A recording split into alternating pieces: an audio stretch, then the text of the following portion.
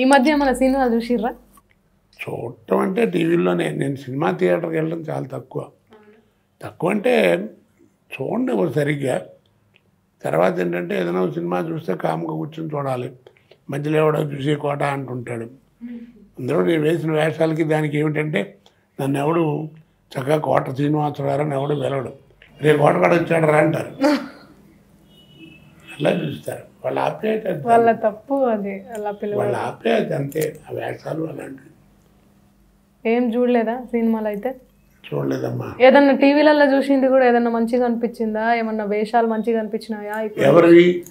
నా వేళ వేరే వాళ్ళవి సినిమాలు ఏం చెప్పాను కదా ఇందాక, మన బ్రెయిన్ ఉండేటువంటి మన మనసులో ఉండే థాట్లకి సినిమా అంటే ఇప్పుడు థాట్లకి కొంచెం తేడా ఉంది.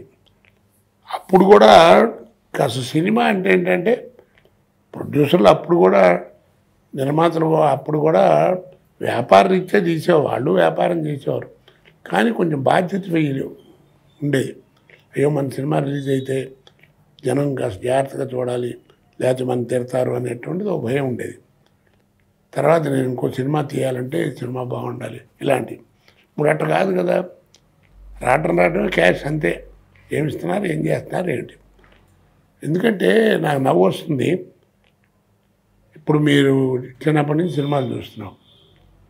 నాకు కానీ ఇప్పుడు వాళ్ళకి కానీ ఎన్టీ రామారావు మహానటుడు. మరి తెలుగు ఇది పేరు తీసుకొచ్చిన ప్రపంచ ఖ్యాతి తెచ్చినటువంటి గొప్ప నటుడు. ఆయన సినిమాకి ఎంత తీసుకుంటాడో మనకి ఎవరికైనా తెలుసా? తెలియదు. మరి కృష్ణ గారు ఎంత తీసుకుంటారో తెలుసా? రామారావు ఎంత తీసుకుంటారు, నాగేశ్వర గారు ఎంత తీసుకుంటారో తెలుసా? ఘంటసాల గారు పాడితే ఎంత తీసుకుంటాడో తెలుసా? తెలియదు. ఎంత తీసుకునేవారు అయిపోయింది. వాళ్ళు ఎంత తీసుకున్నా ఎక్కువ తీసుకుని వాళ్ళు ఏదో ఇచ్చేవాడికి వాళ్ళకి తప్ప మనకు తెలియదు. మరి ఇప్పుడు ఏంటండి, ఏదో సినిమా అంటే ముందు మైక్ పట్టుకుని ప్రొడ్యూసర్గా చెప్తుండే. ఇది చాలా భారీ వర్ణ చిత్రం అండి. మినిమం ఓ 35 crores ఉంటుంది.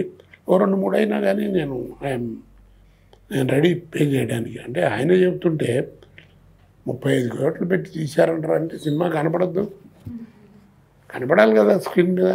అది నేను చెప్పేది. అవి అనవసరం. అవి ఇన్కమ్ ట్యాక్స్ వాళ్ళు చెప్పుకోవాలి, మనకెందుకు.